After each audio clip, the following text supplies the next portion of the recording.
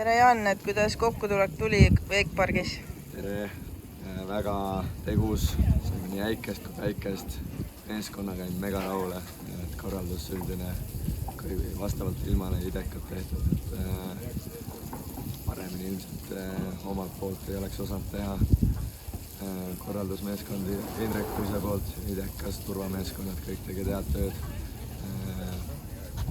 Reageerimine äiksetormile, kõik võtsid kohe labidad kätte, saime pealava-telgi kuivaks. Esimene sihuke suur üritus meie juures. Ma olen siiamaani kõige rohkem meie territooriumil inimesi on viibinud, umbes 1000–1200. Nüüd Indrekast palju kokku mitte enne, 6000 või 5000–6000 inimest, et 6 korda rohkem.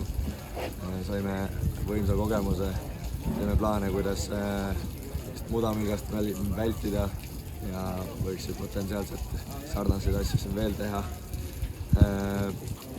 Veel kord oma meeskonnale jõhkrad kiidusõnad, kõik pääsid vastu, jäime ellu 50–55 inimest oli minu poolt siin möllamas prügist alates ja baaridest ja kõigest. Et oli kõvasti haldamist ja toimetamist.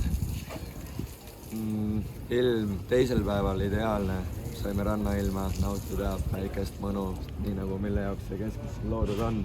Teine päev ideaalne värk, inimesed said proovida veelauatamist, umbes Roeler vastab kuskil 60 uut veelaudurit tuli siit nädalavahetusega välja.